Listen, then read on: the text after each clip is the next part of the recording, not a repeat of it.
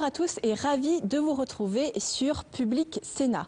Tout au long du mois de septembre, je vous propose de voir et de revoir les temps forts de la séance et des auditions, car en effet, tout au long du mois de septembre, les sénateurs sont absents du Palais du Luxembourg, car ils sont en campagne à l'occasion des élections sénatoriales qui se tiendront le 28 septembre et qui permettront de renouveler la moitié de la Haute Assemblée. Retour ce matin à l'audition de Pascal Lamy, une audition qui s'est déroulée le 7 mai dernier, qui a été tenue par la Commission des affaires économiques du Sénat. Pascal Lamy a été longtemps collaborateur de Jacques Delors. Il a été commissaire européen pendant 5 ans, puis il a été directeur général de l'OMC, l'Organisation mondiale du commerce. Pascal Lamy est aujourd'hui président d'honneur du laboratoire d'idées Institut Jacques Delors Notre Europe, un think tank qui, comme tous les think tanks auxquels il participe, est très favorable à l'intégration européenne. Pascal Lamy a également été dernièrement l'auteur d'un livre intitulé « Quand la France s'éveillera », un livre qui a pour particularité de ne pas être purement centré sur l'Hexagone, mais de présenter les potentialités de la France vue du monde. Tout de suite donc, retour à cette audition qui s'est tenue le 7 mai dernier au Sénat. Vos fonctions, votre position, vos compétences largement reconnues font de vous un observateur privilégié de la situation économique et sociale de la France et de l'Europe, car la connaissance fine de ce qui se fait ailleurs dans le monde vous permet de voir sans doute autrement ce qui se fait ici. C'est ce regard à la fois proche et distancié qui nous intéresse tout particulièrement. Vous venez d'ailleurs de publier un ouvrage dont le titre exprime l'ambivalence de la situation de notre pays. De votre point de vue, quand la France s'éveillera, ça nous rappelle un autre titre. Ce titre sonne à la fois comme un constat sévère, puisque si l'on s'éveille, c'est bien qu'on était endormi, ou assoupi, ou à tout le moins suffisamment mobilisé. En même temps, il exprime aussi un certain optimisme quant à l'avenir de notre économie et la force de nos atouts. Vous dénoncez dans cet ouvrage la tendance de certains en Europe et en France à céder à ce que vous appelez la délectatio morosa. J'ignore s'il règne en Europe une morosité ambiante un peu morbide, mais il existe un certain nombre d'indicateurs objectifs qui montrent que tout ne va pas pour le mieux. Croissance en berne, chômage élevé, accroissement de la pauvreté, accroissement des inégalités, inversion de la tendance historique à la réduction donc de ces inégalités de revenus et de patrimoine au sein de nos sociétés, montée du vote d'extrême droite dans nombre de pays européens, à commencer par le nôtre. Nous souhaitons donc vous entendre sur votre diagnostic de la situation économique de l'Europe et, si possible, de la France. Y a-t-il, selon vous, des facteurs de blocage de la croissance européenne? Quel regard portez-vous sur les politiques économiques menées en Europe et en France? Tout ça, c'est un tout. Agitons sur les bons leviers, qu'ils soient structurels ou conjoncturels. Autrement dit, se mobilise-t-on sur les bons enjeux et les bonnes priorités? Et, dernier point sur lequel je souhaiterais avoir votre sentiment, après avoir lu d'ailleurs un interview de vous, j'ai lu d'ailleurs votre analyse sur les barrières non tarifaires, qui sont du domaine des valeurs et de la précaution, ce principe qui devrait gérer les risques et non pas est interprété comme une assurance du risque zéro.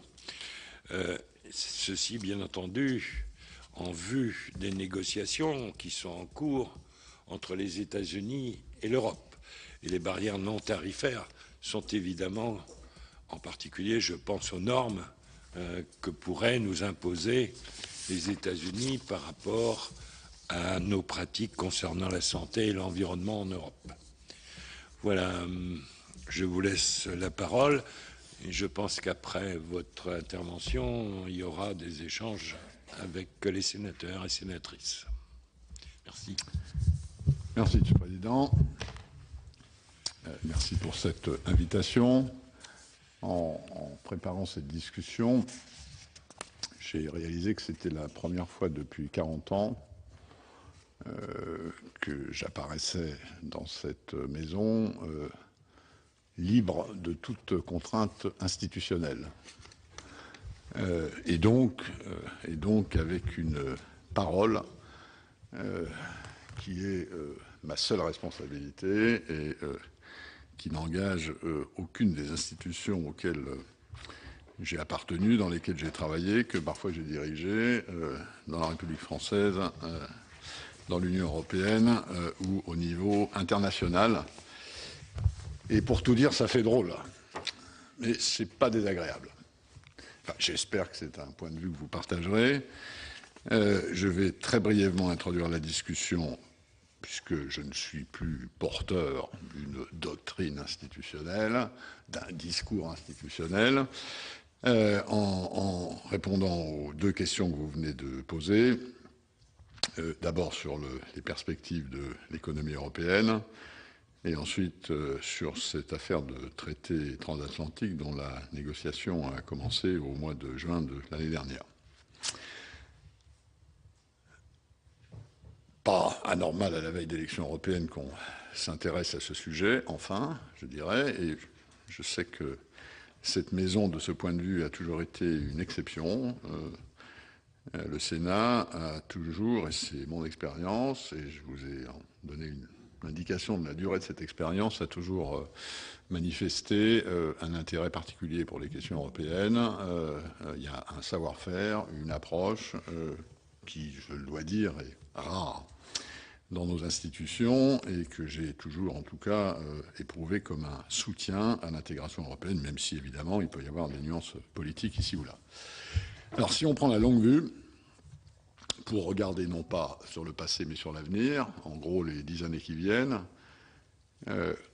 l'économie mondiale, c'est 6% de croissance pour les pays en développement, dits émergents, c'est 3% de croissance pour les États-Unis, et c'est 1,5% de croissance pour l'Europe, toutes choses égales par ailleurs. Autrement dit, nos perspectives à moyen long terme, c'est la moitié de la croissance américaine, qui est elle-même la moitié de celle des pays en développement. Cette hiérarchie est le produit de forces qui sont celles qui sont les grands facteurs qui déterminent la croissance économique dans le monde globalisé qui est le nôtre. Et en très gros,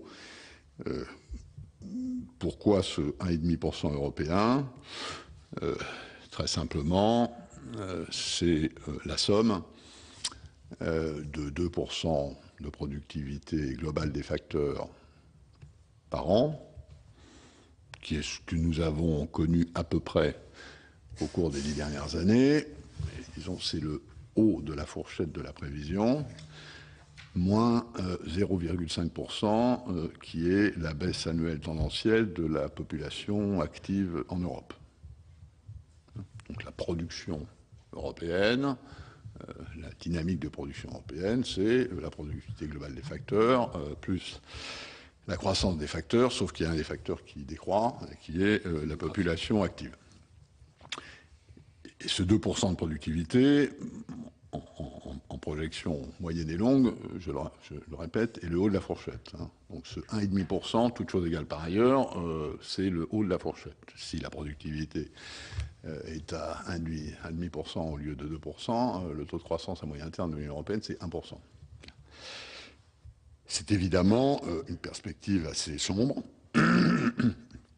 toute chose égale par ailleurs, notamment parce que le modèle de civilisation européenne, ce qu'on appelle entre nous Européens ce modèle d'économie sociale de marché, n'est pas seulement une économie de marché, c'est l'économie sociale de marché qui se distingue d'autres modèles disponibles sur la planète par un taux de redistribution au titre du social, que ce soit l'éducation, que ce soit la santé, que ce soit les retraites, que ce soit le logement.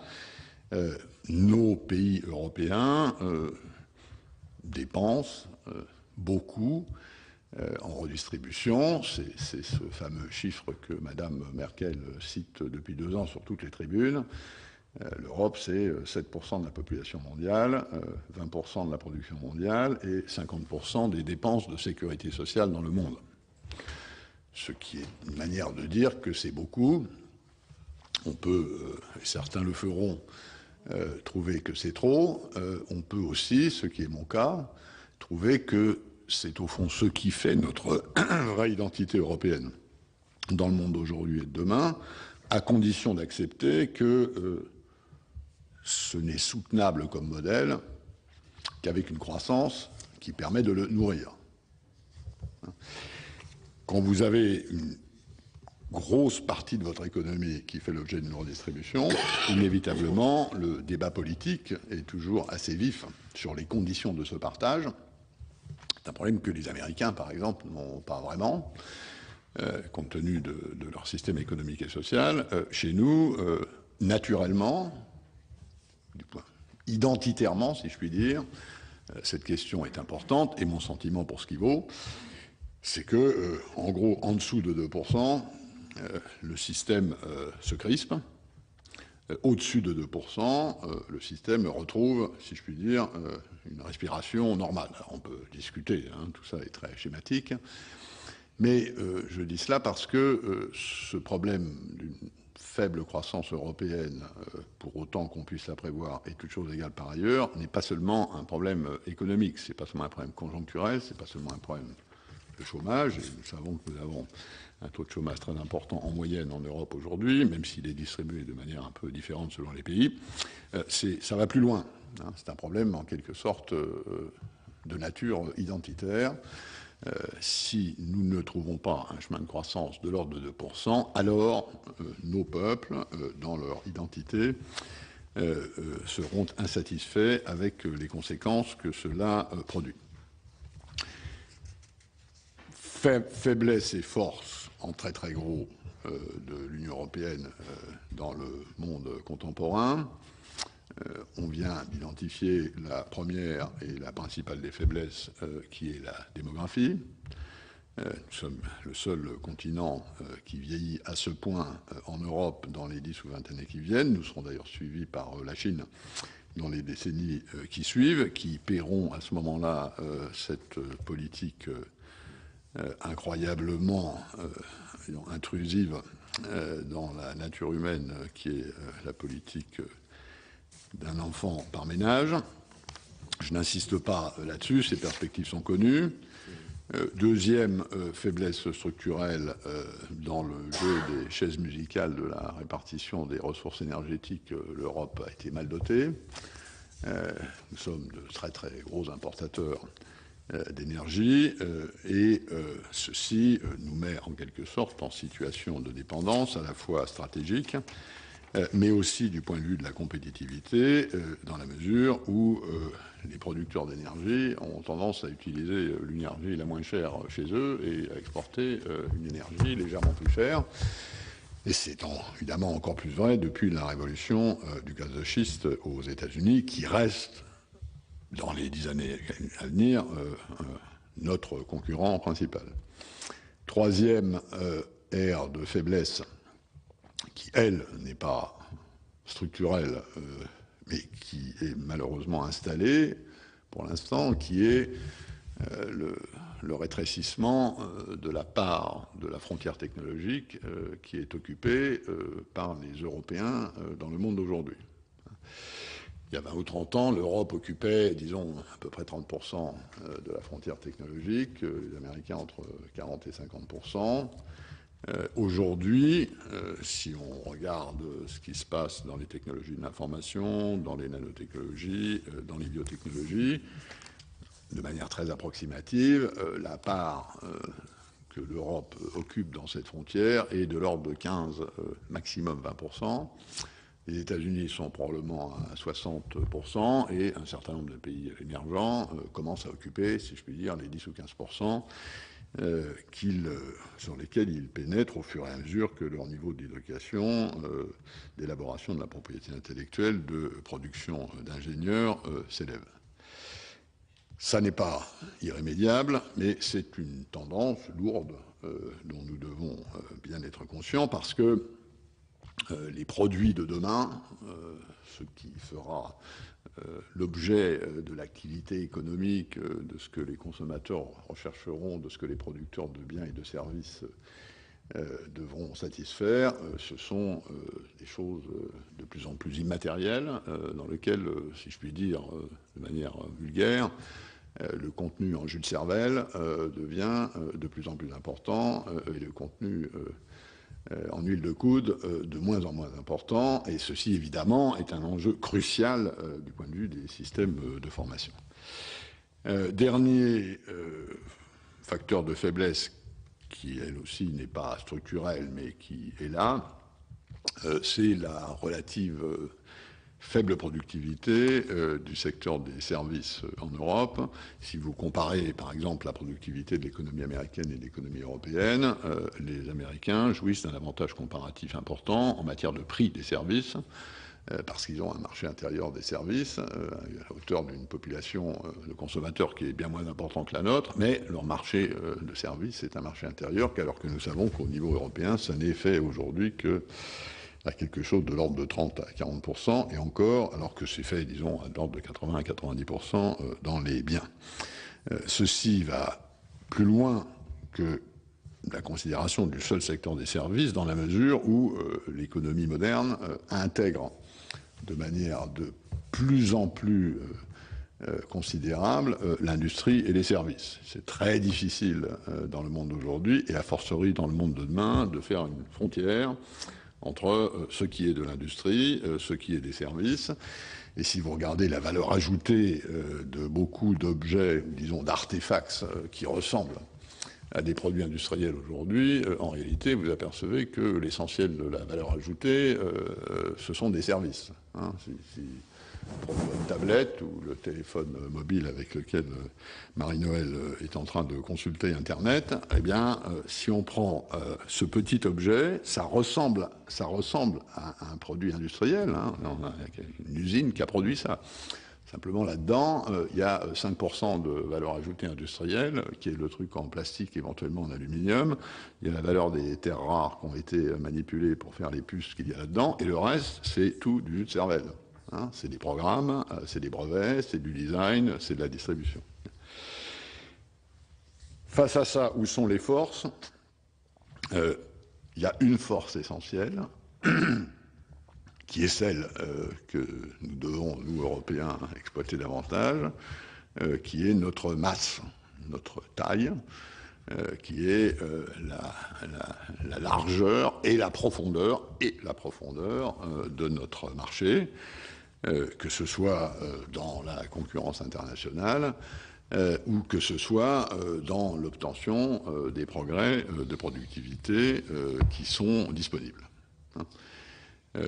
Alors, si je regarde, encore une fois, à un niveau très planétaire, cette masse, l'Europe l'utilise correctement dans ce qui est la gestion de la concurrence internationale.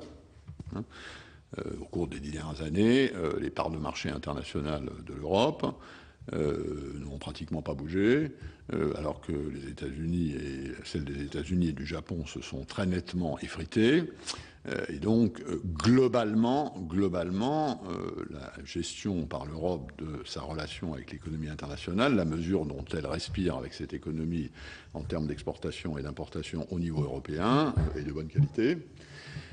Par contre, c'est vrai que, comme je l'ai dit, il y a un problème de productivité qui est largement lié au marché intérieur des services. Donc ceci, en quelque sorte, nous donne, et de manière très schématique, nous donne une espèce de feuille de route. Hein, dans ces cas-là, il faut combler ses faiblesses et exploiter ses atouts. Combler la faiblesse démographique, c'est pas commode. On connaît tous la solution historique. Hein, elle est parfaitement disponible. C'est l'immigration. C'est toujours comme ça que ça s'est passé dans l'histoire, à ceci près que nous savons que ça se heurte à des réticences dont certaines sont culturelles et d'autres de nature plus politique. C'est évidemment la solution sur le plan théorique. Reste à effectivement mesurer la distance qu'il y a parfois entre la théorie et la faisabilité politique. Mais il faudra de toute façon il faudra de toute façon que l'Europe importe de la force de travail à terme de 10 ou 20 ans si elle veut maintenir le modèle d'économie sociale de marché qui est le sien. En matière d'énergie, on sait comment, disons, sur le plan théorique, remédier à un certain nombre de faiblesses de l'Europe. Ça s'appelle la transition énergétique, ça s'appelle les économies renouvelables, ça s'appelle l'efficacité énergétique. C'est d'ailleurs une des raisons pour lesquelles l'Europe, si je puis dire, est depuis longtemps à la pointe d'un certain nombre d'actions internationales en matière d'environnement, de changement climatique, d'émissions de gaz à effet de serre et d'économie d'énergie. Mais nous savons aussi qu'il reste énormément à faire, tant, si je puis dire, la notion de politique énergétique commune européenne est encore très, très fumeuse, et tant, disons, chacun des modèles nationaux, que ce soit le recours aux énergies fossiles par rapport aux renouvelables, que ce soit les problèmes de gestion des prix de cette énergie, que ce soit les problèmes de gestion de l'augmentation de l'efficacité énergétique, sont encore sur un spectre très très différent. Je n'insiste pas sur ce point qui est évident. Sur la frontière technologique, là aussi la solution théorique est assez bien connue. Il faut investir dans l'avenir, et il faut investir dans l'avenir avec des tickets de plus en plus gros, tout en sachant que seulement une partie du ticket investi est porteur de découverte, d'innovation, de développement sur les marchés, mais que vous regardiez l'industrie pharmaceutique, que vous regardiez les industries de l'industrie de l'information, que ce soit tout ce qui est autour de l'économie digitale, on voit bien qu'il n'y a plus pratiquement au niveau de la production finale, il n'y a plus que des éléphants qui ont bâti leur succès sur des visions, des recherches, mais avec des mises en capitaux pour ce qui est du système de production considérable. Et donc, ça veut dire que c'est aussi un domaine où, en théorie, nous pourrions bénéficier de notre effet d'échelle à condition de concentrer l'excellence et de ne pas la disperser. Et nous savons tous que, disons, dans l'entreprise d'intégration européenne, notamment sur les programmes de recherche, il y a quand même une certaine tendance à faire plaisir à tout le monde et donc à éparpiller un peu les moyens, alors qu'en réalité, il faudrait les concentrer, ce qui suppose une volonté politique particulièrement déterminée. Sur les forces, j'en ai parlé, c'est essentiellement le marché intérieur dans les services qui pourrait être source de productivité et donc, à terme, d'emploi. Nous savons tous qu'à court terme, la productivité, c'est du changement d'emploi. Nous savons tous qu'à long terme, la productivité, c'est de l'emploi. Et comme par hasard, d'ailleurs, ce sont les économies les plus productives et les plus compétitives qui ont le taux de chômage le plus bas. Je n'insiste pas sur ce point qui est parfois chez nous un peu perdu de vue. Donc là, je me suis limité au champ européen. Bien entendu, si on regarde, par exemple, les problèmes que la France a affrontés, hélas, depuis très longtemps, en matière de l'équilibre des finances publiques, en matière de chômage de masse, en matière d'érosion de la compétitivité, les 2/3 des solutions à ces questions ne sont pas d'ordre européen, elles sont d'ordre national. La preuve d'ailleurs, c'est qu'à l'intérieur du même cadre, avec la même politique commerciale commune, avec les mêmes institutions, avec la même politique macroéconomique, pour autant qu'il y en ait une, il y a des performances très très différentes, à la fois sur les finances publiques, sur le chômage et sur la compétitivité. Donc ça nous dit que quand même l'essentiel, ça se passe au niveau domestique, au niveau national, mais évidemment, l'échelon européen peut être important en tant que catalyseur et en tant que niveau pertinent pour des économies d'échelle, qu'il s'agisse des investissements dans les infrastructures, qu'il s'agisse de la recherche et développement, qu'il s'agisse même de programmes comme ceux qui sont apparus au cours des dernières années pour lutter contre le chômage de jeunes avec des systèmes d'apprentissage de type Erasmus. Le tout étant effectivement une question de dosage. L'Europe passe par une phase de désendettement qui, à mon avis, était nécessaire. Je n'appelle pas cela de l'austérité, j'appelle ça du désendettement. Mais il est vrai aussi que nous ne faisons pas ensemble assez d'investissements dans ce qui constitue les programmes d'avenir. Et je pense que ça, c'est vraiment une question majeure pour la prochaine législature européenne. après que les électeurs européens auront déterminé le rapport des forces politiques au Parlement européen, et donc, dans une certaine mesure, et moyennant les discussions nécessaires entre le Conseil européen et le Parlement européen, la composition de la Commission européenne. Donc voilà pour ce qui est de votre première question, Monsieur le Président. Sur le traité transatlantique, en un mot, et on pourra y revenir en fonction de vos questions, cette négociation s'inscrit dans un basculement considérable, historique, à la fois du commerce international et de la régulation du commerce international. Si vous voulez, la régulation du commerce international a pour objet de réduire ou d'éliminer les obstacles aux échanges pour autant qu'ils soient illégitimes, ce qui suppose une définition consensuelle de ce que ça veut dire d'illégitime, mais disons, la base idéologique, et d'ailleurs celle ciment idéologique des membres de l'OMC, c'est que, en gros, l'ouverture des échanges, ça marche, parce que ça permet à chacun de faire davantage de ce en quoi il ou elle est bon, et de faire par les autres ce que, là où ils sont bons, vieille théorie toute simple, ricardienne, qui peut faire l'objet de modèles économiques très compliqués, mais disons qu'il se comprend assez bien. C'est ça, c'est l'efficience qui fait de la croissance et donc potentiellement de la productivité. J'ai consacré d'ailleurs à ce sujet un petit livre, mais qui est en anglais, que j'ai publié l'année dernière à Cambridge University Press, qui fait le tour de la question. Ceux d'entre vous qui veulent approfondir savent que je suis toujours disponible. J'ai passé trop de temps de ma vie dans ce métier pour ne pas y en avoir gardé petite expérience et en tout cas une certaine affection.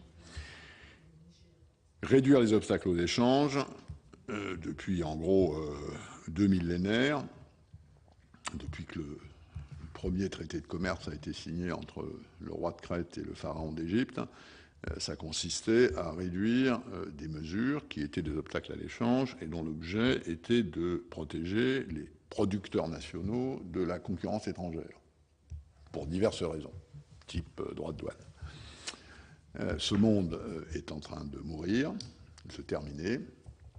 Il est comme ces étoiles dont on perçoit encore la lumière, non pas parce qu'elles existent, elles sont mortes, mais non, la lumière met un certain temps à arriver jusqu'à nos yeux. Et les droits de douane, en gros, c'est ça, historiquement. Alors pourquoi ? Tout simplement parce que la technologie, la globalisation, cette phase-là de globalisation conduit à une multilocalisation des processus de production. Et au fond, on est, j'ai développé cette doctrine quand j'étais directeur général de l'OMC, on est dans une époque où les choses ne sont plus made in France, made in Germany, made in Japan, made in China, mais made in the world. 60% du commerce international sont des composants ou des pièces détachées. Le contenu en importation des exportations moyens dans le monde était 20% il y a 20 ans, c'est 40% aujourd'hui, ce sera 60% dans 20 ans. Et donc cette interpénétration qui, au fond, est en train de détruire la notion de frontière de ce point de vue, suit son cours.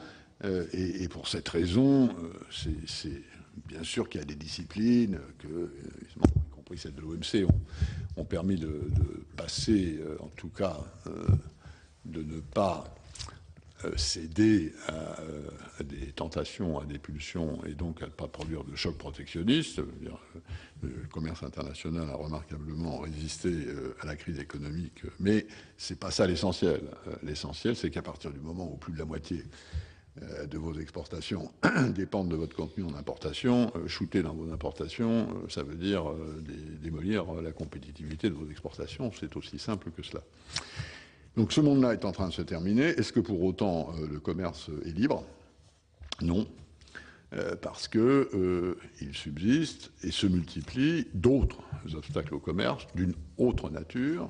C'est ce que vous appelez à juste titre les barrières non tarifaires, qui sont le produit de réglementations nationales, souvent européennes dans le cas européen, qui sont destinés à protéger non pas le producteur de la concurrence étrangère, mais le consommateur de risques divers, et qui donc tournent autour de la notion de précaution, qui établissent et administrent un niveau de précaution, qu'il s'agisse de la sécurité des aliments, des critères de crash test pour les voitures, de la sécurité des jouets, des briquets, de la protection des données privées, du régime prudentiel des banques et des assurances, et j'en passe.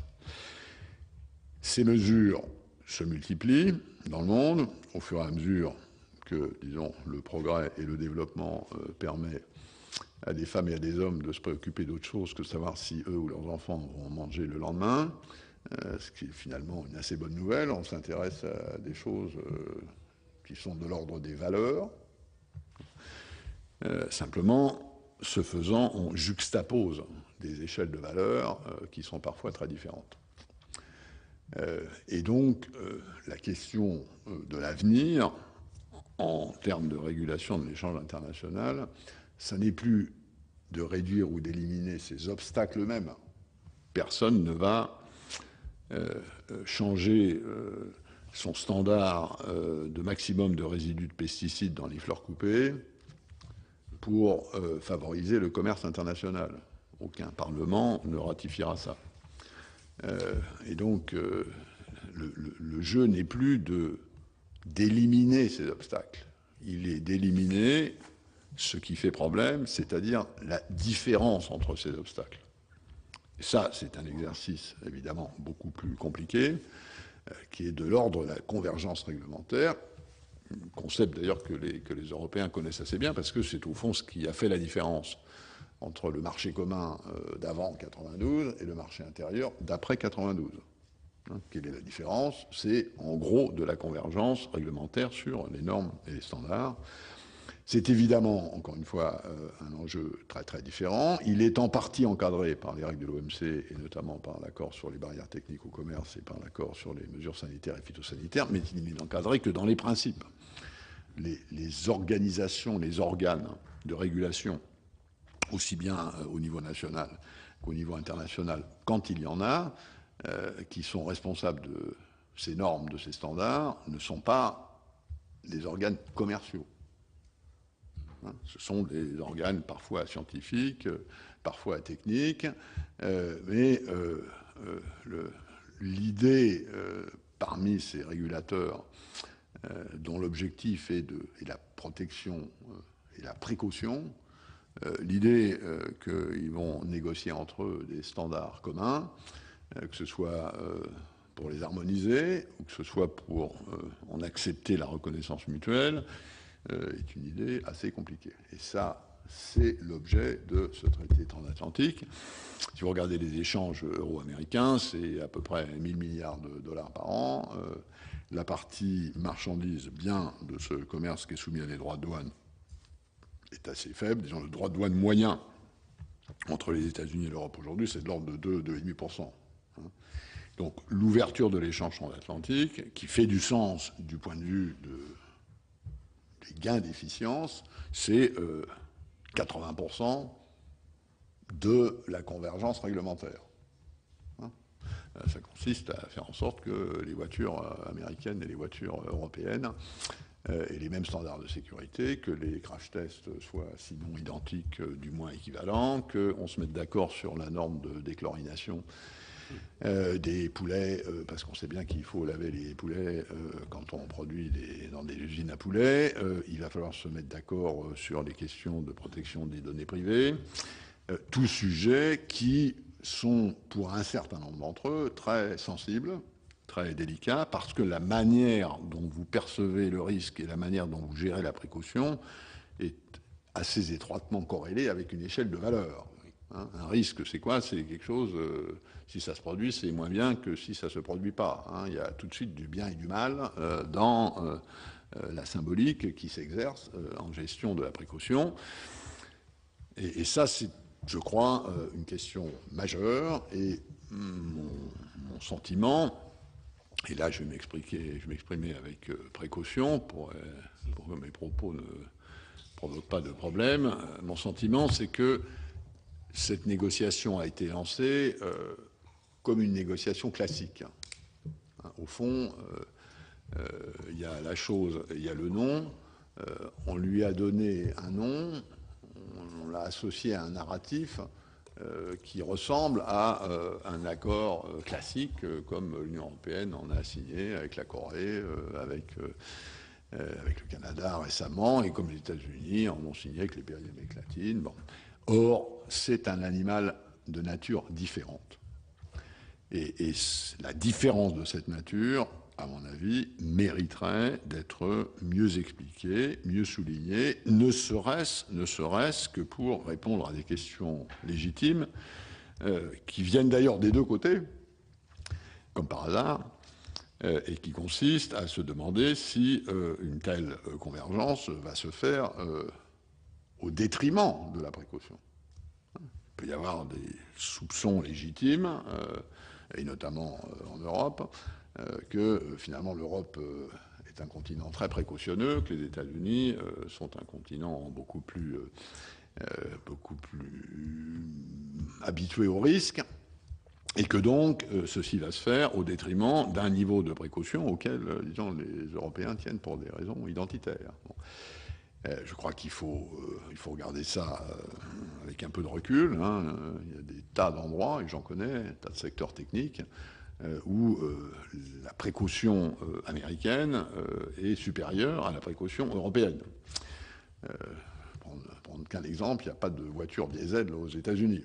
Alors, il y a des camions diesel parce que le syndicat des camionneurs est suffisamment fort pour obtenir ça pour les camions, mais pas pour les voitures. Et pourquoi? Parce que c'est pas bon pour l'environnement. D'ailleurs, historiquement, ce sont les Américains qui ont inventé le principe de précaution dans les années 70 avec le Clean Air Act, alors qu'à l'époque, l'Europe était sur le logiciel pollueur-payeur, qui est exactement le contraire de la précaution auquel nous sommes venus après.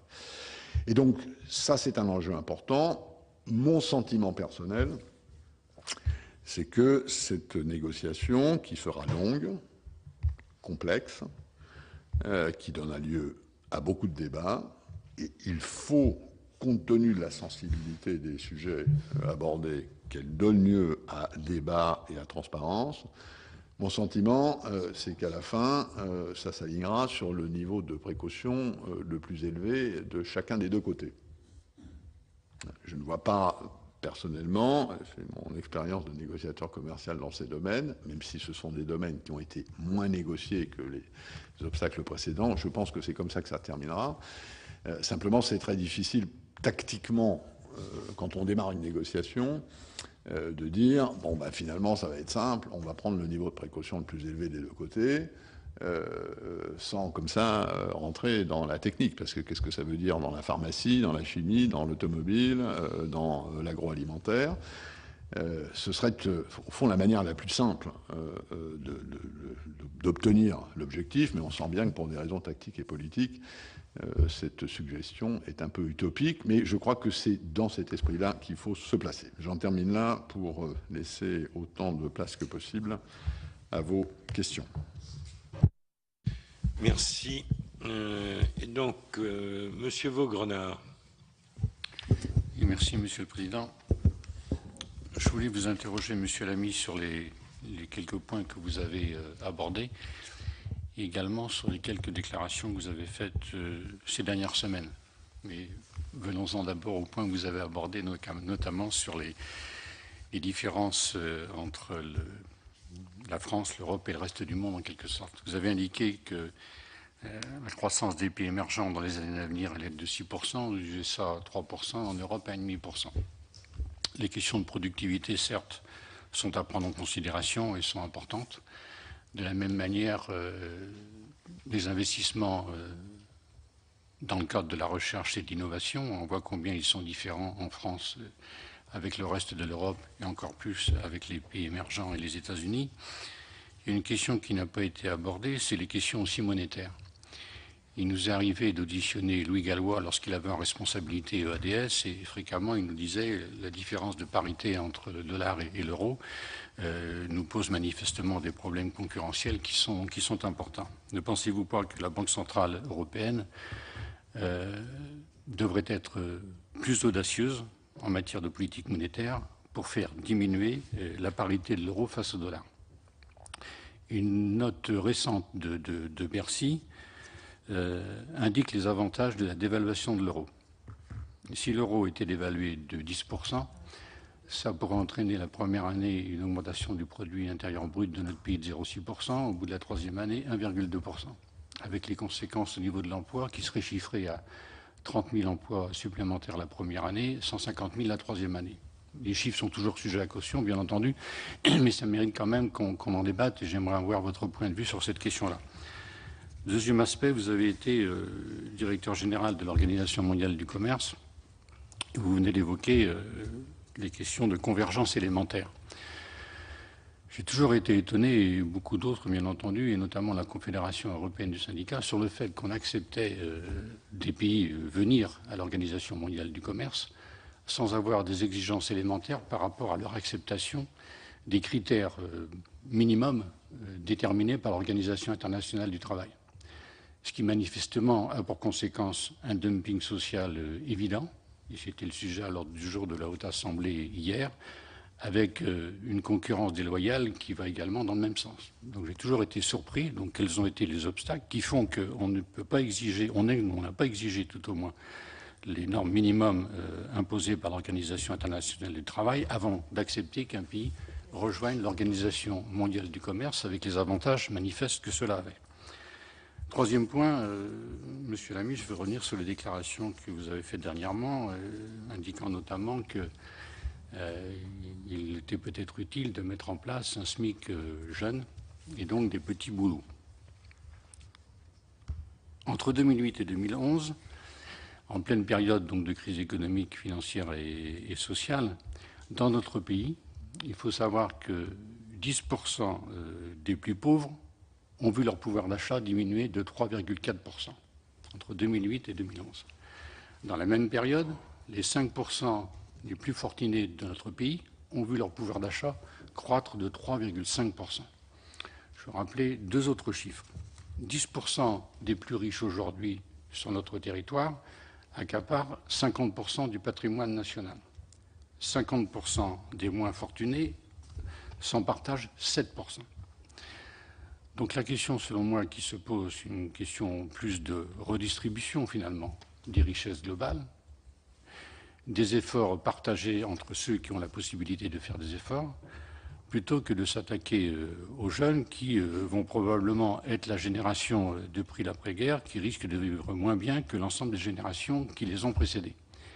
Et donc plutôt que de demander des efforts aux jeunes, je pense que d'abord il y a des efforts intergénérationnels qui iraient dans un sens opposé, et que par ailleurs, il y a bien d'autres efforts à faire que cela. Donc pour tout dire, et pour conclure, parce que je sens le président s'impatienter, je le comprends, je trouve, Monsieur Lamy, je le dis en toute courtoisie, vos déclarations sur cet aspect-là, je pense d'abord que c'est à l'évidence une mauvaise solution. Je trouve ces déclarations un peu iconoclastes, et pour tout dire, et Laurence Parisot n'est pas considérée comme étant une affreuse gauchiste, elle-même disait, suite aux déclarations de M. Gattaz, que baisser le SMIC serait de l'esclavage. Donc voilà, à un moment où les profits et les augmentations des patrons du CAC 40 sont extrêmement sensibles dans cette période de crise, je trouve qu'il était inconvenant de faire ce genre de déclaration. Merci Yannick. Monsieur Bruno Retailleau. J'ai deux questions à vous poser. La première, ça concerne ce qu'on peut espérer en termes de croissance potentielle, parce qu'entre les lignes, vous nous avez donné la définition de ce qu'on appelle la croissance potentielle, c'est-à-dire le produit de la démographie active et avec le progrès, autrement dit, de façon plus technocratique, la productivité globale des facteurs, ce qu'on appelle dans le langage courant le progrès. Et quand on a, et on fait en France, le produit de ces deux données, on n'obtient pas le chiffre que vous annoncez européen. On obtient moins de 1%. On obtient moins de 1%.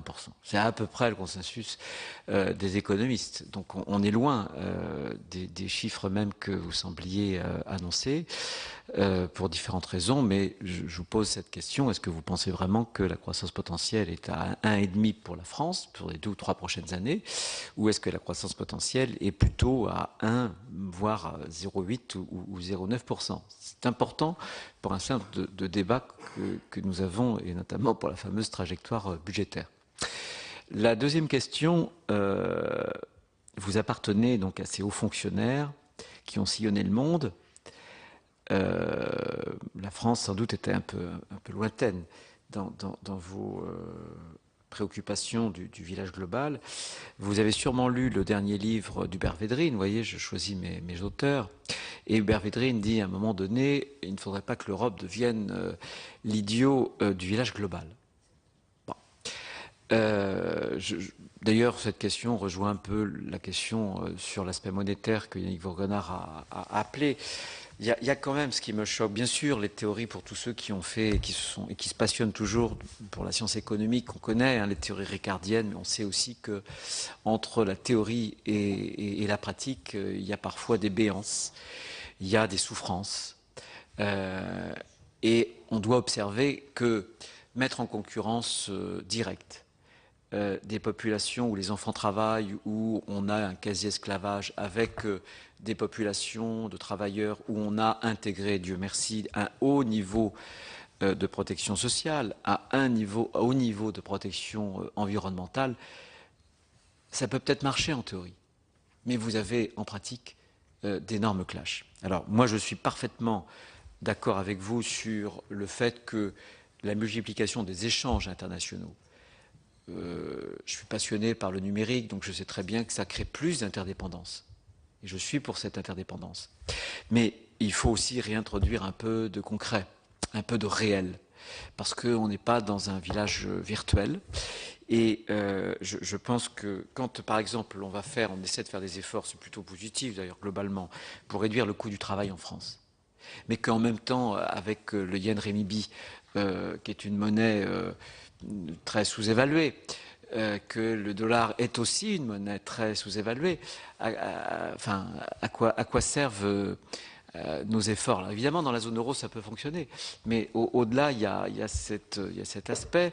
On a tous encore à l'esprit ce qui s'est passé pour le photovoltaïque, où l'Europe, franchement, vis-à-vis de la Chine, a capitulé. On a monté les muscles, mais on a capitulé. Bon, bref, on sait aussi sur le dernier Farm Bill américain, où la façon d'aider les agriculteurs désormais passe par des régimes assurantiels que nous n'avons pas face aux aléas climatiques, qui sont un des grands changements mondiaux aujourd'hui. Lisez dans le Monde d'hier ce qui se passe en Floride, mais ce qui peut se passer en Vendée avec Xynthia, c'est la même chose. On sait ce qui se passe d'un bout à l'autre du monde finalement. Donc voilà, je veux tempérer, je veux dire que je pense qu'il faut travailler inlassablement sur la réduction d'un certain nombre d'écarts, sur une convergence réglementaire, mais il faut réintroduire du réel. Parce que si on ne réintroduit pas à un moment donné le réel, et pour reprendre ce que disait Védrine, on risque de venir, avec des théories extrêmement brillantes, avec beaucoup d'intelligence, vraiment les idiots du village planétaire.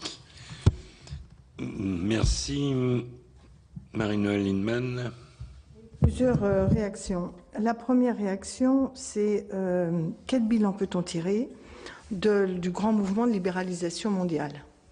Est-ce qu'on en fait un bilan positif, globalement positif, ou est-ce qu'on est capable d'avoir un regard critique en disant, certes, il y a eu des échanges améliorés, il y a eu l'émergence de certains pays, etc., et des classes moyennes dans ces pays, mais enfin, en même temps, j'observe que depuis qu'il y a la libéralisation des mouvements de capitaux, les paradis fiscaux ne cessent de croître et embellir, et contrairement à tout ce qu'on raconte, ça continue.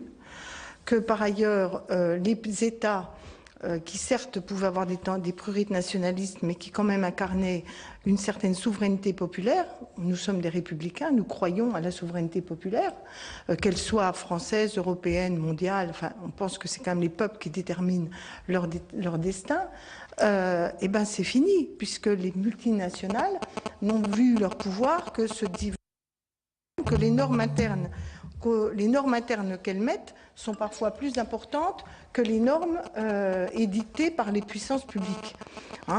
Donc par rapport à cela, moi je constate quand même que le bilan de cette libéralisation généralisée n'est pas positif. Les inégalités se sont accrues au sein des grands pays. et parfois au sein des grandes zones comme l'Europe. Et je ne vois pas ce qui va inverser la donne, même si je vois avec bonheur que les Chinois font des grèves pour avoir de la sécurité sociale, etc. Mais enfin, avant que le dernier des Chinois et des mecs de l'AFCI ait obtenu un minimum de règles sociales, on a le temps d'avoir perdu toutes les nôtres, quoi, hein. Donc, il y a ce problème. Donc moi, je pense que le concept de juste échange qui doit être porté au niveau mondial doit trouver des formes de concrétisation rapides. Parce qu'on ne peut pas nier que les tendances nationalistes se développent partout, en Inde, en Chine, en Russie, en Europe. Et moi, je veux bien votre vision idyllique, mais il y a des chocs de l'histoire qui souvent viennent en écho d'une incapacité à régler des choses économiques. Deuxièmement, l'Europe. Alors moi, il se trouve que, vous le savez, depuis les années 80, je suis de près ces affaires et je suis une Européenne convaincue. Force est de constater que plus le temps passe, plus je suis déçue. Et plus je considère qu'on m'a menti. J'ai écouté le livre blanc de Jacques Delors. Chaque fois, on nous promettait des millions d'emplois, que plus on libéralisait, tout ça allait aller très bien. Puis alors quand ça ne va pas bien, parce que le chômage augmente, que les inégalités entre pays du Nord, du Sud, etc. se développent, on dit on n'y va pas encore assez. C'est parce qu'on n'a pas été au bout de la libéralisation que tout ça ne marche pas. Et vous étonnez après que les peuples ne soient pas motivés sur les élections européennes et qu'ils ne croient plus, mais absolument plus, dans les discours qu'on leur vend sur l'Europe. Donc, par exemple, vous déclarez, c'est un problème national parce qu'il y a des pays qui s'en tirent bien et d'autres qui s'en tirent mal. Et oui, sauf que le cadre qui a été fixé, il est favorable à certains et défavorable à d'autres. Alors certes, la France aurait dû réagir avec beaucoup plus de véhémence sur, par exemple, le système des aides publiques pour les entreprises. Mais tout a été fait pour que la France, qui était historiquement, et c'est là où l'Europe, il y a la domination d'un certain nombre de cultures au détriment d'autres, qu'on a laissé faire. Le génie français, historiquement, c'est quand même du capital public, des aides publiques, un lien entre l'innovation individuelle, la PME, les secteurs industriels, le capitalisme familial et le capitalisme public. Et c'est pas pour faire du Montebourg, mais depuis Colbert plus De Gaulle, plus Mitterrand, et puis vous prenez les sondages, aujourd'hui, 80% des Français voudraient qu'on renationalise Alstom. Alors moi, je veux bien qu'on soit qu'un pays de crétins qui n'a rien compris au libéralisme, mais on sait très bien que chaque peuple a son génie.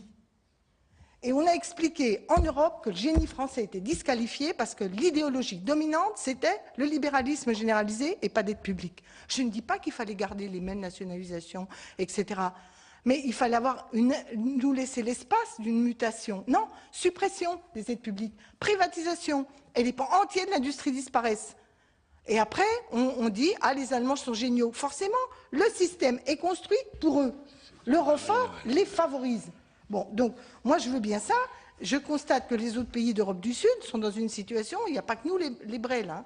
C'est pas parce qu'il y a le soleil au sud qu'on est crétins et qu'au nord, parce qu'ils ont froid, ils sont intelligents. Parce que je crois que là, ce n'est pas cela. Donc, moi, ce que je vois, c'est quand vous parlez de la démographie, par exemple, quand vous dites il faut de l'immigration, je suis pour l'immigration. Je pense qu'un pays qui ne s'émigre plus, ne respire plus. Mais vous dites il va bien falloir des forces de travail. Mais est-ce que la première priorité, ce ne serait pas de dire que le plein emploi est un objectif numéro 1 des Européens et qu'on se donne les moyens? Et que force est de constater que les méthodes qui ont jusqu'à présent été mises en œuvre n'ont pas permis le plein emploi. Je sais bien que les chômeurs sont tous des feignants, qu'on n'est que des crétins en France, mais enfin, il me semble quand même qu'il y a un problème sur... Dernière chose, intuitivement, le modèle que vous prenez, celui des libéraux, c'est chacun va faire ce qu'il est capable de faire. Alors j'attends avant que le Niger se développe. Hein. Les gars, alors heureusement, ils ont de l'uranium et autres, mais je ne crois pas à cela. Je crois à l'écosystème humain. Je ne crois pas qu'il y a, dans une société, on ne doit faire que sur quoi on est bon pour faire. On a besoin qu'il y en ait qui soient moins bons autour de soi. Parce que c'est aussi ça qui crée de l'innovation. Quand vous parlez de la crise de l'innovation, Et je ne suis pas d'accord avec Guillaume Sarkozy, vous le savez bien, qui est le patron historique, qui était à l'époque le patron du textile. Mais quand ils ont expliqué, les industriels français du textile, que quand on allait délocaliser le textile, une part de l'innovation allait partir. Pourquoi? Parce qu'on ne sait pas, quand on innove, si on va innover sur la fibre, sur la manière de tisser, sur la manière de traiter le tissu, comment on introduit dans des choses vieilles comme le monde des modernités totales. Et quand on perd la diversité de ce tissu-là, on perd les capacités d'innovation. Ou alors on fait ce qu'on fait en France, c'est-à-dire de la recherche fondamentale, et après, quand il s'agit de penser comment tout ça peut rentrer dans l'innovation, on n'y arrive pas. Donc le modèle de société qui vise à spécialiser les gens là où ils sont bons, et surtout là où, comme le disait ma collègue à droite tout à l'heure en discutant, là où ils sont le moins chers, eh ben, est un modèle suicidaire parce qu'il ne correspond pas à l'écosystème humain. Voilà. Donc moi, je pense que quand même la remise en cause de cette mondialisation et de cette Europe telle qu'elle est, les Français l'ont exprimé. À chaque fois qu'on leur donne la parole, ils votent non au traité contre le libre-échange. 88% sont contre le TAFTA. Monsieur Arthuis, qui est quand même un libéral, dit lui-même, et je termine là-dessus, quand on dit l'Europe, elle est unie quand il s'agit d'aller vers le libéralisme, mais pas unie quand il s'agit de défendre l'intérêt du dernier, des plus faibles des Européens. Parce que dans l'accord transatlantique, les études de la Commission européenne montrent que certains secteurs vont être favorisés et d'autres défavorisés. Et devinez quels sont les secteurs qui vont être favorisés? La machine-outil allemande.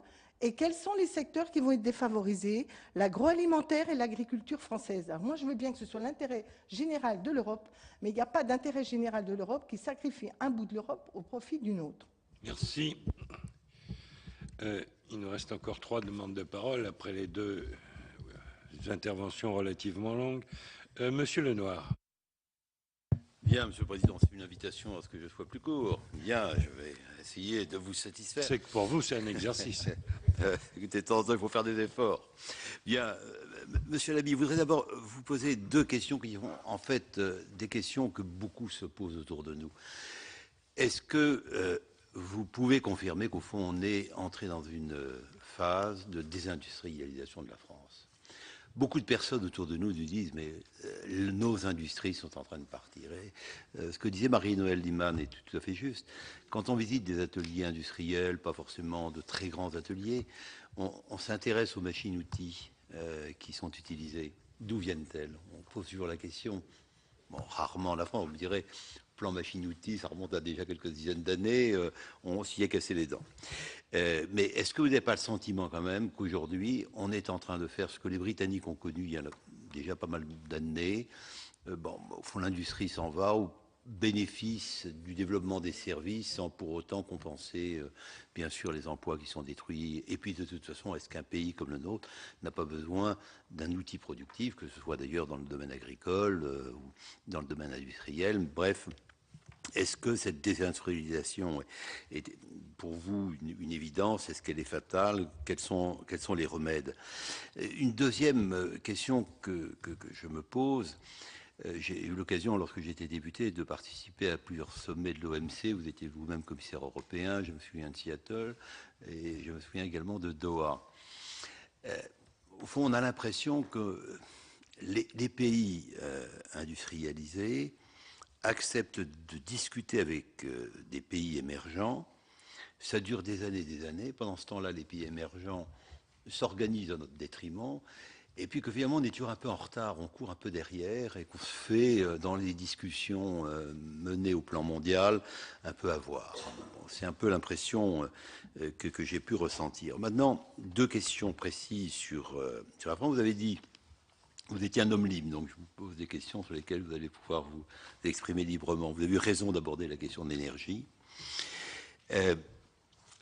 Est-ce que vous considérez que la France commet une erreur en refusant de regarder ce qu'elle a sous ses pieds? Je pense au gaz de schiste. Nous avons entendu en commission, il y a 1 an et demi, Louis Gallois qui avait fixé l'une de ses priorités, qui était le développement des gaz de schiste. J'ai eu l'occasion de travailler un peu sur cette question, de voir ce qui se passe aux États-Unis. Je confirmais votre diagnostic, je l'ai entendu tout à l'heure. Et deuxièmement, également, dans le domaine de l'énergie, le nucléaire. Le nucléaire, bon, si on cherche des secteurs où nous sommes bons, voilà, le secteur nucléaire est vraiment un domaine. Au moment où on parle d'Alstom, quel est un peu votre point de vue sur cette question? Et avec une question subsidiaire, est-ce que vous croyez possible à ce que l'Europe ait une politique de l'énergie? Bon, pour ma part, je ne le crois pas. Chacun fait en fonction de ses moyens, et les politiques qui sont menées me paraissent complètement contradictoires. Hein, mais bon. Enfin, un dernier point sur lequel vous allez pouvoir vous livrer comme vous le pensez. La précédente majorité, sous l'impulsion du président de la République, avait voté la TVA sociale. Quelle est votre opinion sur ce qui avait été voté, mis en place, ce qui a été ensuite ôté? Est-ce que c'est un moyen de faire face à la concurrence des pays émergents? Merci, Monsieur Lenoir. Très bien.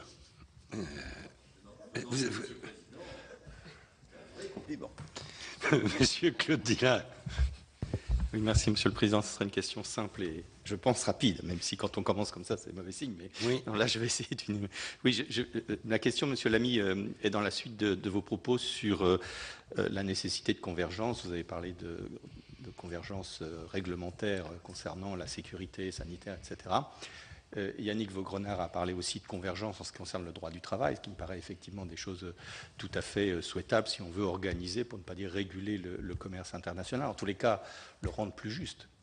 Est-ce que vous pensez que le moment n'est pas venu de s'occuper aussi des atteintes graves à l'environnement? Car là aussi, ça peut provoquer des distorsions de concurrence. Je suis pas tout à fait...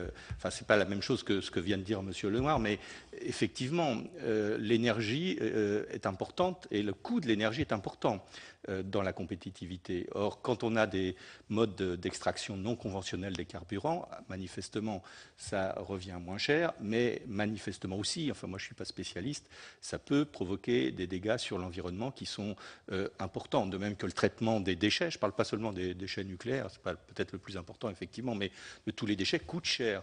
Et donc, il ne faudrait pas donner une prime à ceux qui ne prennent pas en compte cet aspect-là. Alors on me dira, bon, le gaz de schiste, c'est chez nous, mais enfin on le sait très bien depuis Tchernobyl que les atteintes graves à l'environnement ne s'arrêtent pas aux frontières des uns et des autres. Donc il me semble que peut-être là on devrait commencer à prendre des mesures en termes d'organisation du commerce mondial. Merci. Madame René Nicou. Oui, je serai brève aussi, mais je voulais aborder la question de la législation et des législations qui font partie des discussions sur l'accord de partenariat transatlantique. Il est question que ces législations en vigueur des deux côtés de l'Atlantique se pillent aux normes du libre-échange et que lorsqu'il y a une entrave ou lorsqu'il y a une directive prise par un gouvernement, une réglementation qui viendrait entraver le bon fonctionnement d'une entreprise ou limiter ses gains, la législation en vigueur permettrait d'obtenir des compensations de la part de ces gouvernements. Est-ce que ce n'est pas là une entrave à la bonne gestion, à la bonne gouvernance de chaque pays et une fin à la libre administration des pays et au profit du libre-échange? Merci. Monsieur Lamy, vous avez seul la parole dorénavant. Monsieur Lenoir, ne faites pas de provocation. Rapidement, sur la question de la monnaie, je n'ai pas, à la différence de ce que je dirais tout à l'heure sur le gaz de schiste, la même position que Louis Gallois. Ces affaires de taux de change doivent être regardées avec les bons chiffres et pas avec les chiffres de la veille ou du lendemain, qui sont les taux nominaux, de change nominaux qu'on constate sur les marchés. Ce qui importe pour la compétitivité des économies à moyen long terme, c'est ce qu'on appelle le taux de change effectif réel. C'est-à-dire le taux de change corrigé des effets de prix et pondéré en fonction de la nature des flux commerciaux auxquels ces taux de change s'appliquent. Donc c'est ça le bon chiffre qu'il faut regarder. C'est quelque chose qu'on ne fait, hélas, pas souvent. Et si vous regardez le taux d'échange effectif réel euro-dollar, il est stable sur 20 ou 30 ans. Et donc, cette idée selon laquelle c'est l'euro le problème, à mon avis, ne tient pas si on regarde les chiffres. Deuxièmement, je rappelle que ce n'est pas la Banque centrale européenne qui a la responsabilité de la politique de change dans les traités européens, c'est le Conseil des ministres, même si une politique monétaire a des effets induits sur le change en fonction des taux d'intérêt. Et troisièmement, je ne suis pas de ceux qui brandissent, comme c'est souvent le cas dans notre hexagone chéri, qui brandissent la dépréciation et la dévaluation comme la solution miracle à tous nos maux. Comme si la dépréciation d'une monnaie, voire sa dévaluation, n'avait pas des effets négatifs. Hein ? C'est vrai que ça peut être bien pour la compétitivité des exportateurs, mais c'est nettement moins bien pour la compétitivité de ceux qui importent. Hein ? Parce que vous gagnez d'un côté, vous le perdez de l'autre. Et au fur et à mesure que le contenu en valeur ajoutée de vos exportations en importation augmente, cet effet finit par s'équilibrer. Et donc, ne pensons pas, si ça devait être une tentation, que l'impact économique et social d'une dépréciation ou d'une dévaluation de la monnaie ne fait pas un choc sur l'économie et ne remet pas en cause la compétitivité d'un certain nombre d'acteurs de notre économie, et notamment sur un continent et dans un pays qui, pour des raisons que j'ai indiquées tout à l'heure, doit importer énormément d'énergie. Donc, à mon avis, l'euro n'est pas le problème essentiel. Si l'euro était le problème, si l'euro-dollar était le problème essentiel, et j'y reviendrai, l'Union européenne n'aurait pas un surplus industriel de 300 milliards d'euros par an. Si vous regardez le cas de la France, où la France perd-elle des parts de marché, c'est sur la zone euro, là où la monnaie est unique. Où est-ce qu'elle se débrouille plutôt pas mal? C'est hors zone euro, là où on n'est pas dans la même zone monétaire. Donc regardons les chiffres aussi humblement que possible, et ceci me dit en gros que le problème européen et français n'est pas d'ordre monétaire.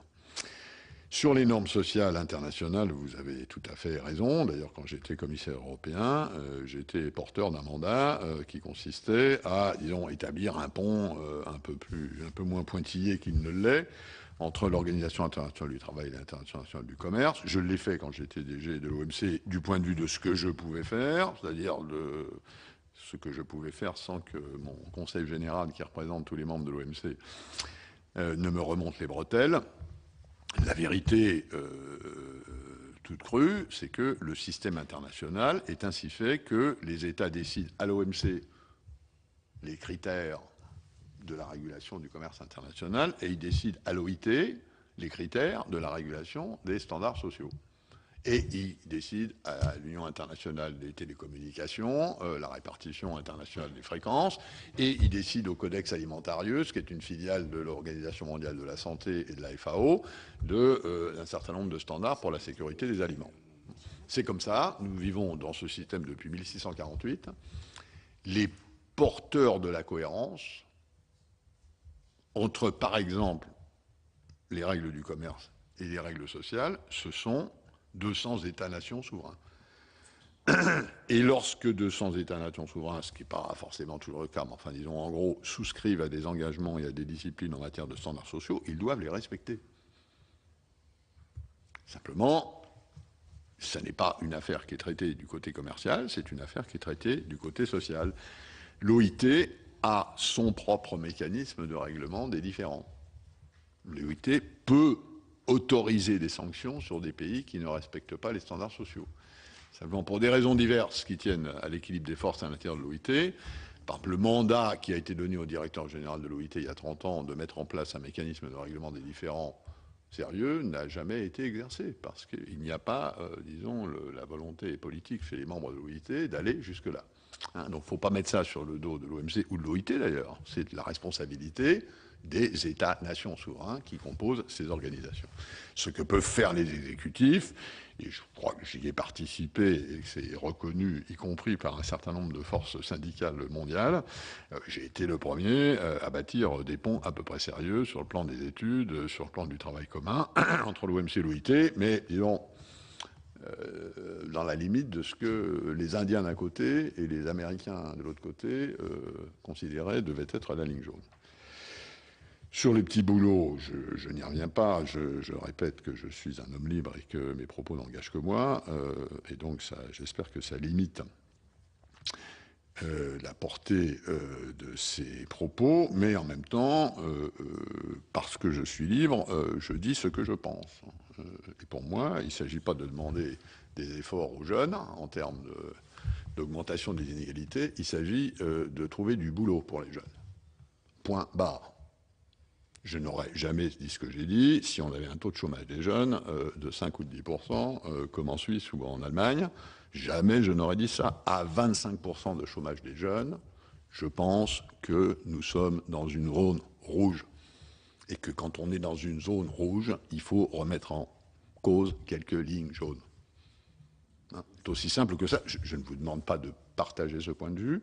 Je vous explique simplement l'indignation qui est la mienne quand je vois que mon pays tolère 25% de chômage des jeunes. Voilà, c'est une indignation. J'ai participé au gouvernement de la République, comme vous le savez, dans les années 80 à 85, aux côtés de Jacques Delors. À l'époque, le problème de la France, c'était l'inflation. J'étais, et je reste, membre du Parti socialiste. L'indexation des salaires était une conquête sociale. Je me suis battu avec, du côté des salariés, quand j'ai même été syndicaliste à un moment. Je trouvais à l'époque que l'indexation des salaires était une conquête sociale qui permettait de préserver le pouvoir d'achat des salariés. Jusqu'au jour où on a eu une inflation de 15% et où on s'est aperçu que ça ne pouvait pas tenir. Qu'est-ce qu'on a fait? On a un gouvernement de gauche, le premier depuis très longtemps dans la République française, a remis en cause l'indexation des salaires sur les prix. On a remis en cause une conquête sociale au bénéfice des salariés. Les salariés ont bénéficié de la désindexation des salaires sur les prix. Et de temps en temps, il faut accepter, à mon avis, d'envisager les choses sous un autre angle, parce que sinon, on reste encalaminé. Chez moi en Normandie, je connais des gamins qui ont 15 ans et dont les parents n'ont jamais eu de boulot. Hein, et ça, pour moi, c'est l'horreur. L'horreur. Hein, et je pense que, je ne dis pas que c'est une solution miracle, je ne dis pas que c'est quelque chose d'éternel, mais je pense que la priorité, c'est d'ailleurs ce qu'ont fait beaucoup d'autres pays. Regardons un peu ce que font les autres. Regardons pourquoi chez eux, le taux de chômage des jeunes est moins fort que chez nous. Acceptons de temps en temps que malgré le génie français de Marie-Noël, auquel je vais revenir bien entendu, que malgré le génie français, il y a des pays qui ont connu des problèmes similaires aux nôtres et qui ont trouvé des solutions.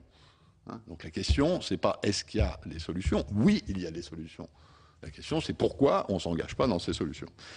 Mais encore une fois, c'est quelque chose que je ressens fortement, et sans doute, effectivement, la pratique que j'ai eue, qui consiste à regarder comment font les autres, m'a sûrement imbibé davantage.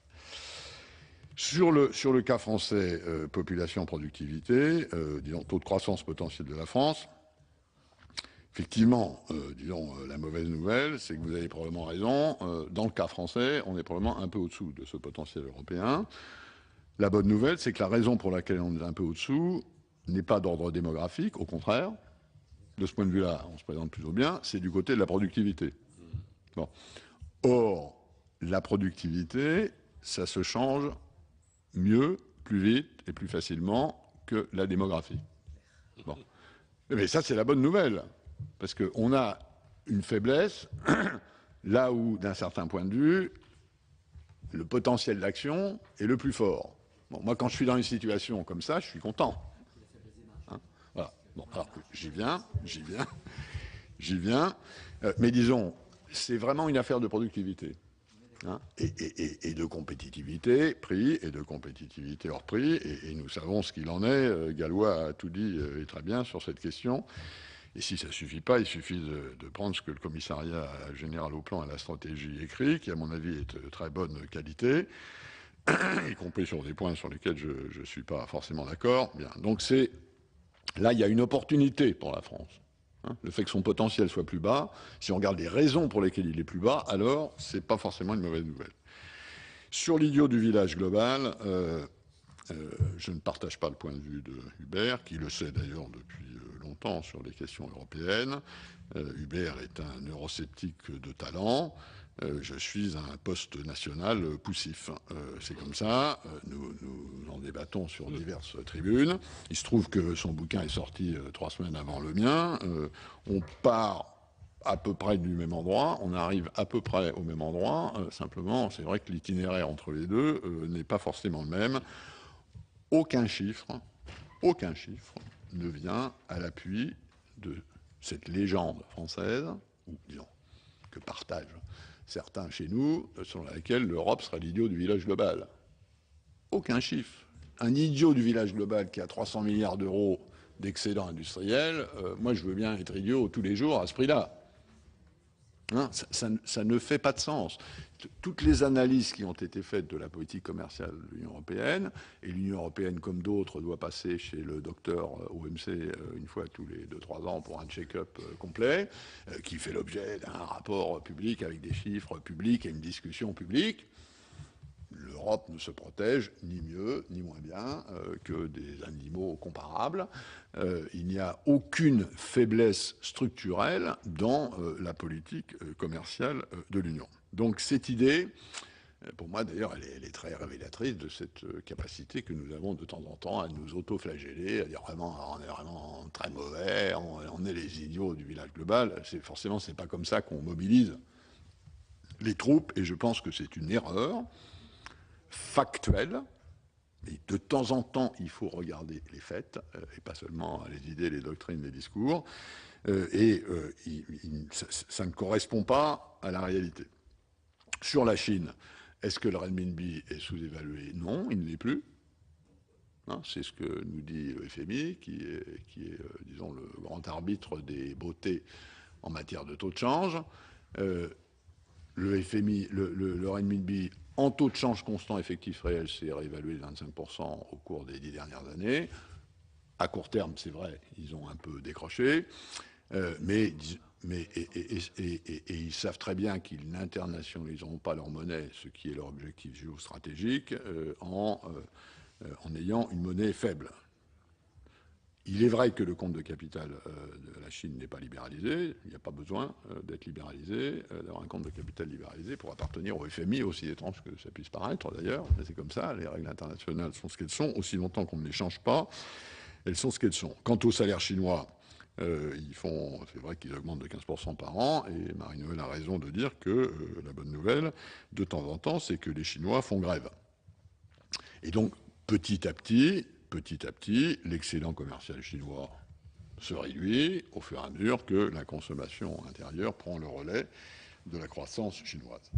Sur le Farm Bill américain, je ne suis pas en état, parce que j'ai plus les moyens, l'armée technique que j'avais quand j'étais DG de l'OMC. À ma connaissance, la question de la compatibilité du Farm Bill américain avec les règles existantes à l'OMC en matière de subvention n'a pas été examinée. Hein, donc je ne sais pas si, a priori, on peut dire que ça colle ou que ça ne colle pas. Il faut regarder dans le détail.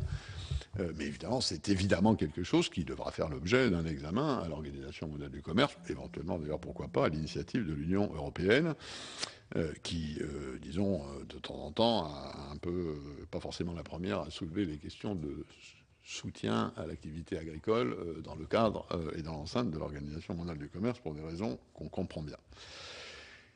Bon, Marie-Noël, on ne va pas se lancer dans un grand débat public. Ce que tu appelles libéralisation, j'appelle ouverture des échanges, et c'est une nuance sémantique importante. Hein. Ouvrir, c'est ouvrir, libéraliser, au sens de déréguler, c'est autre chose. Hein. Et là, il y a des petites confusions sémantiques auxquelles il faut faire attention. En gros, l'ouverture des échanges a donné de très bons résultats. Les économies ouvertes marchent mieux que les économies fermées. Ce qui s'est passé depuis 30 ans a formidablement réduit la pauvreté dans le monde. Il est vrai, au prix de la croissance d'inégalités à l'intérieur des pays. C'est le point de vue que je développe dans la première partie de ce petit livre où je parle de la mondialisation Janus. Et là, c'est bon côté, et là, c'est mauvais côté. Je n'ai d'ailleurs jamais été un avocat de je ne sais trop quelle mondialisation paradisiaque ou heureuse. Il y a des forces en sens contraire, il y a des courants, il y a des vents, et puis il faut savoir les prendre. À la fin du fin, c'est une décision humaine. Il n'y a pas de facilité. Et donc, il est vrai que le rapport entre, disons, l'économie, les marchés et les sociétés, et notamment les sociétés politiques, est remis en cause par cette phase-là de globalisation, comme il l'a d'ailleurs été par les phases de globalisation précédentes. Il y a un sujet difficile d'articulation de désencastrement, comme disait Polanyi, entre l'économie et la société au niveau mondial. Je suis de ceux qui pensent qu'il y a des solutions à ce problème, et notamment que les systèmes qui offrent davantage de solidarité sociale que les autres sont meilleurs pour traiter cette question. Ce n'est pas un hasard si les pays les plus compétitifs sur cette planète sur le moyen long terme sont ceux qui ont des systèmes sociaux les plus sophistiqués. Il y a d'autres facteurs qui interviennent, mais celui-là intervient certainement. Quant au juste échange, 100 fois pour, comme je l'écris d'ailleurs dans ce petit livre, à une condition, c'est que les partenaires à l'échange se mettent d'accord sur ce qui est juste. Ce qui, en gros, nous ramène à la case départ. Hein. C'est un concept formidable, sauf que si on doit discuter tous les deux de ce qu'est le juste échange, il faudra commencer par se mettre d'accord sur ce qui est juste, ce qui suppose, d'un certain point de vue, le problème résolu. Et donc, on n'en est pas là. Quant au raisonnement sur l'Europe, cadre favorable aux autres et pas à nous, typique de cette auto-flagellation française qui consiste à penser qu'on est des mauvais, qu'on est des médiocres, qu'on se fait avoir par les autres, et quand c'est pas la Chine, c'est l'Allemagne, et quand c'est pas l'Allemagne, c'est Bruxelles, et quand c'est pas Bruxelles, c'est les immigrés, et quand c'est pas les immigrés, c'est les Arabes. Il y a toujours une raison extérieure à nos problèmes. L'Allemagne, et j'ai connu ça quand j'étais à Bruxelles, après la réunification, a connu des années épouvantables. L'Allemagne était l'homme malade de l'Europe, dans la même Europe que nous. Elle était malade, plus rien n'allait, comme chez nous. Et puis qu'est-ce qu'ils ont fait? Ils n'ont pas changé l'Europe pour ça. Ils ont fait une opération qui s'appelle Standard Deutschland. Et ils ont pris le taureau par les cornes et ils ont petit à petit réussi à résoudre un certain nombre de leurs problèmes. Donc avec le même cadre, l'Allemagne est sortie de la mouise alors que nous n'en sommes pas sortis. Donc ça n'est pas l'Europe qui est responsable. Nous avons S'il vous plaît, Monsieur Retailleau, pas de provocation. Nous avons nos propres problèmes, reconnaissons-le, et ne mettons pas ces problèmes toujours sur le dos, encore une fois, de cette mondialisation, de la Chine, de l'Allemagne, de Bruxelles. Aussi longtemps que nous resterons dans cet état d'esprit qui consiste à attribuer l'essentiel de nos problèmes ailleurs, ce qui est commode intellectuellement, notre pays continuera la dérive qu'il a entamée il y a 40 ans avec le déficit des finances publiques, qu'il a entamé il y a 30 ans avec le chômage de masse et qu'il a entamé il y a 10 ans avec la détérioration de sa compétitivité. Ah, on peut faire les deux. L'essentiel de nos problèmes est chez nous. Et je dénonce, je regrette, pour ma part, cette tendance que je constate dans notre pays à mettre la racine de nos problèmes sur le dos des autres. Je pense que c'est une attitude intellectuelle erronée et que quand on a une attitude intellectuelle erronée, on n'agit pas dans le bon sens. Quant au génie français, il est là. Il n'a rien de disqualifié. Il doit, au contraire, s'employer et s'engager. Je vais, dans quelques minutes, remettre à M. Jean-Pascal Tricoire le prix du financier de l'année. Voilà une entreprise, Schneider Electric, qui n'a pas toujours connu, disons, un destin industriel formidable, si on songe à ce que fut Creusot-Loire.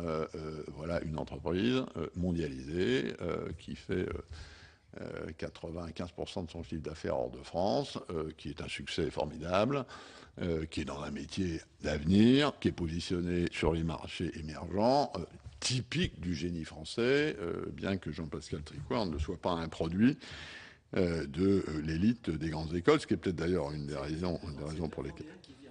Absolument. Et voilà, un Vendéen qui vit à Hong Kong. Alors, je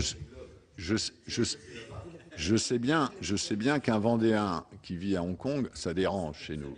Mais c'est une des raisons principales de son succès. Et donc, il y a manière de réussir. Et d'accord avec Marie-Noëlle pour dire que c'est un écosystème. Encore une fois, ne restons pas sur des formules. Quel est le bon niveau d'appréhension de cet écosystème ? Et aussi longtemps qu'on n'a pas répondu à cette question, on n'a pas beaucoup avancé. Sur la désindustrialisation, bien sûr qu'il y a une désindustrialisation, mais l'essentiel vient des marges insuffisantes des entreprises françaises. Elles n'ont pas de marge suffisante, elles ne font pas assez de profit. Quand un social-démocrate parle de profit, ici c'est toujours dangereux, mais la vérité économique, c'est que les marges des entreprises françaises sont insuffisantes, qu'elles n'ont pas de quoi investir, et donc qu'un certain nombre d'activités se font ailleurs. Il n'y a là-dedans rien de fatal. Regardez ce qu'ont fait les Britanniques. Les Britanniques étaient des mauvais dans l'industrie il y a 20 ans, et nous on était des bons. La part de PNB provenant de l'industrie est plus forte en Bretagne chez eux qu'elle ne l'est chez nous. Bien, donc rien de fatal. Mais, si les marges de l'entreprise restent ce qu'elles sont, alors notre tissu entrepreneurial, et c'est vrai dans l'industrie comme dans les services, sauf que l'industrie est par nature plus exposée à la concurrence internationale. Et aussi, 60% de notre économie, c'est des services, 40% c'est autre chose. L'industrie étant plus exposée à la concurrence internationale, la faiblesse de ses marges la fragilise davantage du point de vue de la poursuite des activités et de la compétitivité que ça n'est le cas dans les services. Sur le gaz de schiste, je ne sais pas, j'ai tendance à partager la position de Louis Gallois, mais disons, je ne sais pas, et au fond, on ne me donne pas les moyens de savoir. Exact. Bon. Bien. Donc, je ne sais pas, et je n'ai pas les moyens de savoir. Je ne peux pas en dire plus. Sur le nucléaire, je crois qu'on ne peut pas se passer du nucléaire. Accessoirement, c'est une énergie qui émet relativement moins de CO2, même si on prend l'intégralité de la chaîne. Je pense que c'est un avantage comparatif. Et ça doit faire partie du mix énergétique français. D'accord avec vous pour dire qu'au niveau européen, les politiques, il n'y a pas aujourd'hui de politique énergétique européenne, que c'est le bazar. Et à mon avis, c'est trop le bazar. Il y a forcément des différences, mais elles sont aujourd'hui excessives. Et là, c'est une question de volonté politique, y compris de la part de la Commission européenne, qui devrait savoir de temps en temps mettre sur la table des projets de décision à faire décider à la majorité qualifiée sur ces sujets. Ce qu'elle n'a pas fait. Sur la TVA sociale, sociale ou pas, la question c'est de savoir si une hausse de la TVA est une bonne solution. C'est pas qu'elle soit sociale ou pas sociale, c'est toujours la même. C'est toujours la même. Après, la question c'est est-ce que vous faites peser sur le consommateur davantage du poids du coût du système de redistribution. C'est ça la question. Bien. Le consommateur va payer la TVA. On ne va pas me dire que ce n'est pas le consommateur qui paye la TVA. Ah non, mais le consommateur va payer davantage de TVA. Donc c'est un problème qui ne se pose pas seulement pour la TVA sociale. Est-ce qu'on doit faire porter le poids du financement de la redistribution française, que ce soit par l'État, les collectivités locales, ou que ce soit par des régimes sociaux, est-ce qu'on doit le faire porter davantage sur le consommateur? Moi, j'ai tendance à penser que oui, parce que je pense que c'est quelque chose à moyen long terme qui est de nature à nous aider à redresser notre compétitivité. Hein, c'est ce que je pense, mais de là à faire une recommandation en disant de combien de points et ce qu'on retire d'ailleurs pour la rajouter là, je n'en sais rien. Mais si vous voulez, ça n'a de sens qu'à l'intérieur d'un concept général qui est sur quel acteur économique le financement de notre système de redistribution doit-il peser. Sur l'environnement, entièrement d'accord. Il y a évidemment une question importante qui est celle de l'empreinte environnementale de nos systèmes de production, et on sait bien qu'elle n'est pas soutenable à terme de 20, 30 ou 40 ans. On sait bien que l'énergie, la consommation d'énergie, mais pas seulement d'énergie, aussi d'eau par exemple, est un des problèmes. Et ça, c'est soit vous régulez ça de manière multilatérale, c'est le sens des négociations internationales sur le changement climatique qui piétinent depuis 12 ou 20 ans, soit vous le réglez de manière unilatérale, du type je prends une mesure à la frontière qui est destinée à équilibrer l'empreinte carbone de mes importations avec l'empreinte carbone de ma production domestique. Bon. Dans le cas européen, malheureusement, ça ne marche pas. Pour une raison simple, c'est que l'empreinte carbone des exportations européennes est plus mauvaise que celle des importations européennes. Contrairement à ce que beaucoup de gens pensent, l'Europe, globalement, est spécialisée dans le commerce international, dans des industries, dans des secteurs qui sont très carbonés. On a parlé de la machine-outil 2 fois ce matin. En voilà un excellent exemple. Il n'y a pas plus carboné qu'une machine-outil. Même chose pour l'automobile, même chose pour les aciers spéciaux. Et donc, si vous faites le bilan commerce extérieur européen en termes de carbone et que vous allez dans cette direction, en gros, la seule conclusion logique que vous pouvez tirer, c'est que vous devez subventionner les importations européennes, ce qui est assez contre-intuitif. Bon, mais encore une fois, pour aller dans cette direction, il faut regarder les chiffres de temps en temps et savoir où on met les pieds. La voie royale reste une solution globale et j'espère qu'on finira par la trouver sans jeu de mots. Madame Nicou, bon, sur les négociations transatlantiques, je crois que, disons, j'ai expliqué en gros quel était le contexte. Hein. Il s'agit de négocier de la convergence réglementaire, avec toutes les difficultés que ça présente et toutes les opportunités que ça présente. Sur l'affaire du mécanisme de règlement des différends, qui est effectivement sur la table de la négociation, à la demande des Américains, qui est ce qu'on appelle Investor to State Dispute Settlement, qui est un système de règlement de contentieux qui permet, contrairement à ce qui se passe par exemple à l'OMC, ou conformément à ce qui se passe à l'intérieur des pays, à une entreprise d'attaquer un souverain lorsque l'entreprise considère que le non-respect par ce souverain des dispositions de l'accord crée un dommage au détriment de l'entreprise. Donc une procédure spéciale que les Américains en général mettent dans leurs traités bilatéraux. Mon sentiment, mais encore une fois qui n'engage que moi, hein, je suis mandaté par personne sur cette affaire, c'est que je vois bien l'intérêt d'un mécanisme de ce genre si l'Europe doit signer un traité de libre-échange avec le Sri Lanka, le Népal ou la Birmanie. Parce que je n'aurais pas forcément tendance à faire confiance à la justice birmane, népalaise ou sri-lankaise si je suis investisseur là-bas et que j'ai un sérieux problème.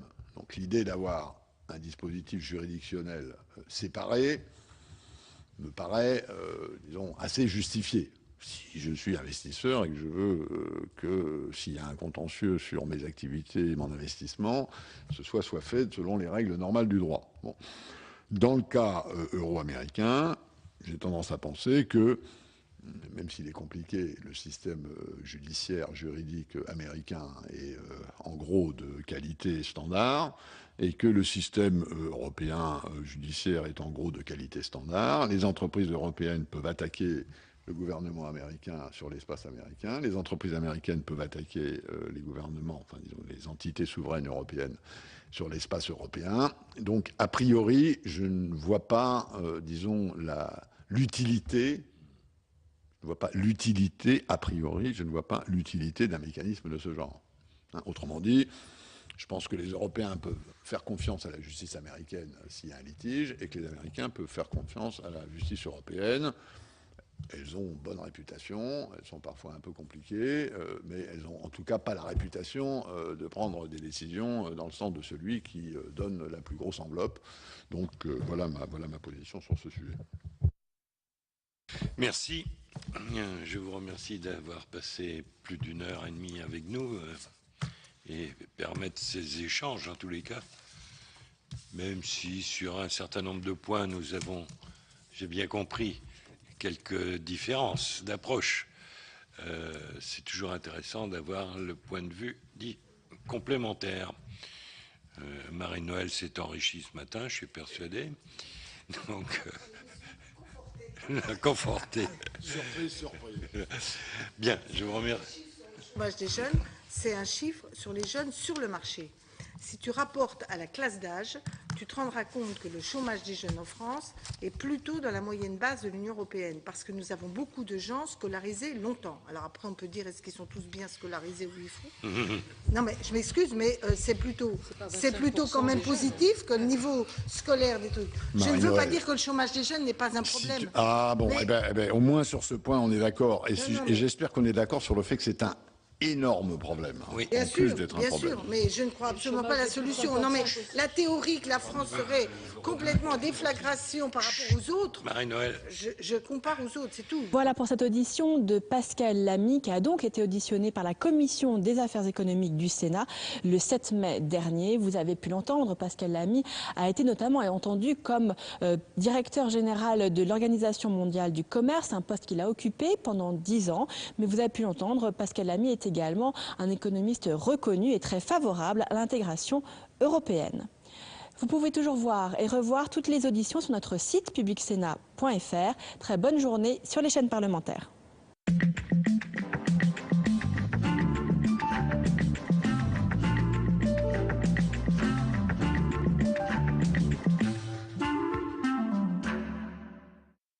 Wow.